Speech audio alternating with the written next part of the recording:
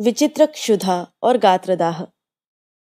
पिछले अध्याय में हम कह चुके हैं कि यद्यपि श्री रामकृष्ण के तत्कालीन आचरण और व्यवहार सामान्य लोगों की समझ में ठीक ठीक नहीं आते थे, तथापि वैष्णव चरण, गौरी पंडित आदि बड़े बड़े शास्त्रज्ञों की दृष्टि में वे कदापि पागल नहीं थे, वरन उनके मतानुसार वे तो अत्यंत महान अधिकारी पुरुष या ईश्वर अवतार ही थे। स्वार्थी और संसारासक्त लोगों को यदि उनकी अत्युच्च अवस्था का ज्ञान नहीं रहा हो तो इसमें कोई आश्चर्य की बात नहीं है। इधर भैरवी ब्राह्मणी का श्री रामकृष्ण की अवस्था के बारे में जो मत था, उसकी सत्यता का एक उत्तम प्रमाण उन्हें मिला। भैरवी ब्राह्मणी के दक्षिणेश्वर आने के पहले से ही श्री रामकृष्ण को गात्रदाह के कारण बड़ा कष्ट हो रहा था। मथुर बाबू ने अनेक वैद्यों से उनकी चिकित्सा कराई, पर कोई लाभ नहीं हुआ। श्री रामकृष्ण कहा करते थे, सूर्योदय से दोपहर तक शरीर की गर्मी लगातार बढ़ती जाती थी। 12 बजने के समय तो वहां इतनी दुस्सह हो जाती थी कि मैं गंगा जी में जाकर गले तक सारे शरीर को पानी में डुबोए रखता था और सिर को गीले कपड़े से ढक लेता था।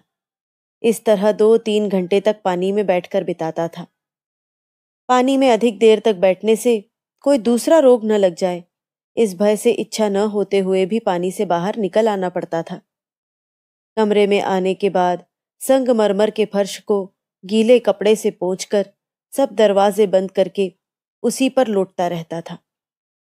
श्री रामकृष्ण की इस अवस्था के विषय में ब्राह्मणी की धारणा कुछ और ही हुई। उन्होंने मथुर बाबू से कहा, इतना निश्चित है कि यह कोई रोग नहीं है। श्री रामकृष्ण के मन में ईश्वर प्रेम की जो प्रचंड खलबली मची हुई है, उसी का यह परिणाम है। ईश्वर दर्शन की व्याकुलता के कारण यही अवस्था श्रीमती राधा और श्री चैतन्य देव की भी होती थी। इस गात्रदाह की दवा भी बड़ी अपूर्व है। सुगंधित पुष्पों की माला धारण करना और सर्वांग में उत्तम चंदन का लेप करना। ब्राह्मणी के कहने पर मथुर बाबू को विश्वास तो नहीं हुआ, पर वे सोचने लगे कि जहां इतनी दवाएं की गईं, वहां एक यह भी उपाय क्यों न करके देखा जाए। यह विचार करके मथुर बाबू ने ब्राह्मणी के कथनानुसार उपाय शुरू कर दिया और आश्चर्य की बात है कि 3 दिन में ही उनका यह अद्भुत गात्रदाह बिल्कुल शांत हो गया।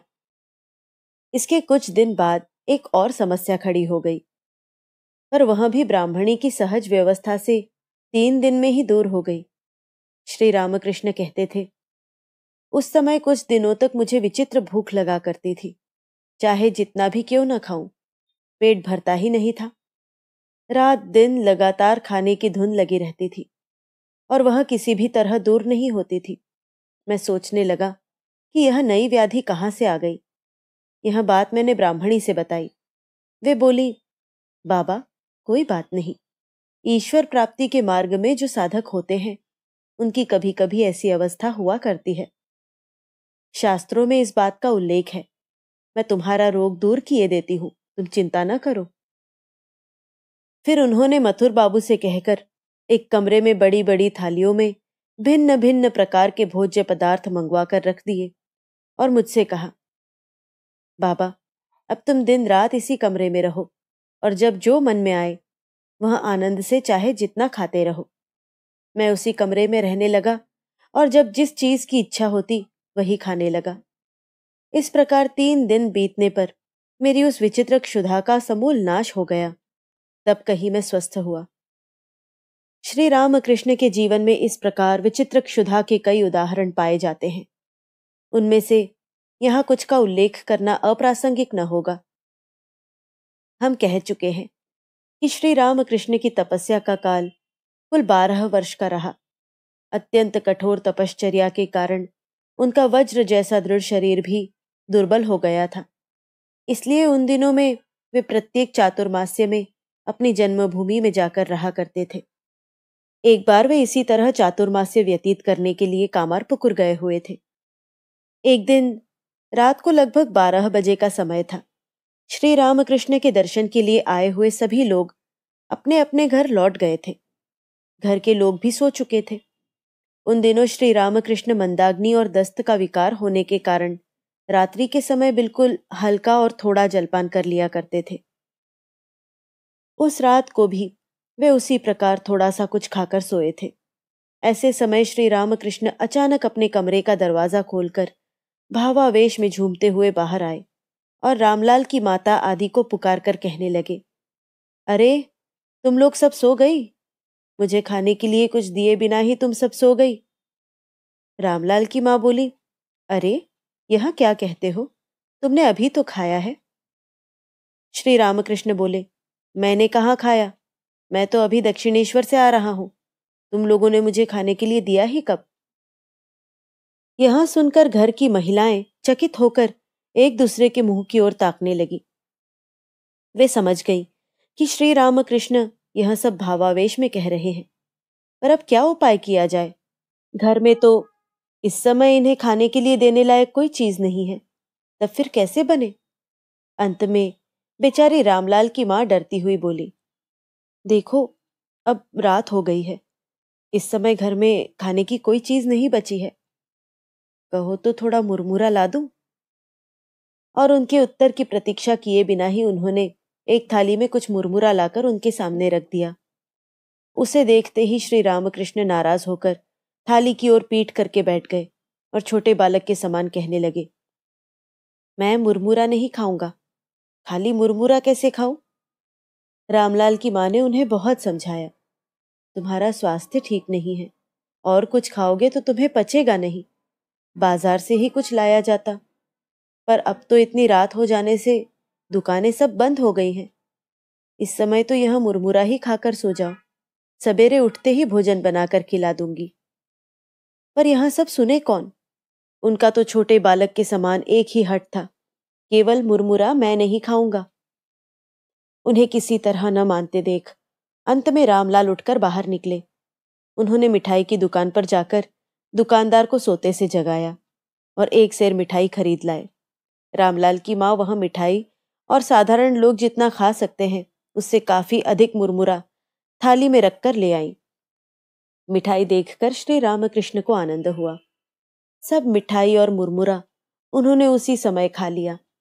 घर के सब लोग डर गए कि अब इनकी पेट की पीड़ा जरूर बढ़ेगी और ये बीमार पड़ेंगे, पर आश्चर्य की बात है कि इससे उन्हें कोई तकलीफ नहीं हुई।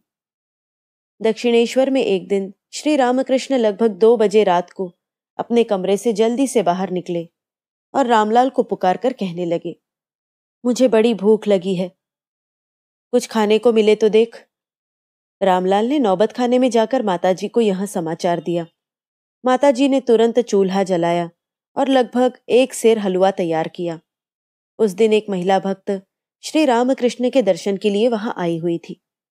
वहां नौबत खाने में माताजी के कमरे में ही सोई थी। उसे जगाकर माताजी ने उसी के हाथ हलवे की थाली श्री रामकृष्ण के पास भेज दी। श्री रामकृष्ण तुरंत खाने को बैठ गए और भावावस्था में सारा हलवा खा गए। यह देखकर उस महिला को बड़ा अचरज हुआ। खाते खाते उन्होंने उससे पूछा, यह हलवा कौन खा रहा है, बताओ तो? मैं खा रहा हूं या कोई और?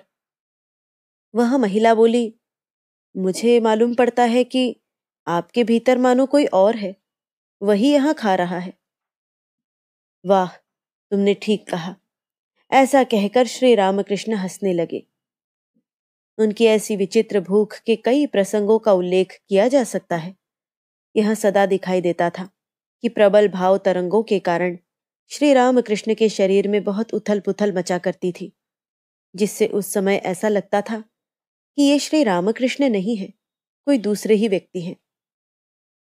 उस समय उनके आहार व्यवहार चाल चलन आदि सब कुछ बिल्कुल बदल जाते थे, परंतु इस भाव के हट जाने पर उनके शरीर में उस विचित्र आचरण के कारण कोई विकार उत्पन्न नहीं होता था। भीतर रहने वाला मन ही हमारे स्थूल शरीर को प्रतिक्षण गढ़ता है, तोड़ता है और उसे नया आकार देता रहता है। यह बात बारंबार सुनकर भी हमारा इस पर विश्वास नहीं होता, समझ लेने पर भी हमें यह नहीं जचता, परंतु श्री रामकृष्ण के जीवन की भिन्न भिन्न घटनाओं पर जितना ही अधिक विचार किया जाए, यह सिद्धांत उतना ही अधिक सत्य प्रतीत होता है। अस्तु, ब्राह्मणी के इन सरल उपायों से श्री रामकृष्ण के गात्रदाह और क्षुधा रोग को दूर होते देखकर उनके प्रति मथुर बाबू और अन्य लोगों के मन में आदर भाव उत्पन्न हुआ और अपनी धारणा को सत्य सिद्ध होते देखकर ब्राह्मणी के भी मन में संतोष हुआ। स्वयं ब्राह्मणी को तो श्री रामकृष्ण के महापुरुष होने के विषय में कोई शंका ही नहीं थी, क्योंकि उन्हें तो जगदम्बा द्वारा ही उनकी साधना में सहायता करने के लिए उनके पास जाने का आदेश प्राप्त हुआ था। पर इस विषय में दूसरों को भी कुछ विश्वास होते देख ब्राह्मणी को संतोष हुआ। ब्राह्मणी के मार्गदर्शन में श्री रामकृष्ण ने जो तांत्रिक साधनाएं की, उनका वर्णन करने के पहले स्वयं ब्राह्मणी के द्वारा उल्लिखित 2 साधकों का वृत्तांत अगले अध्याय में दिया जाता है।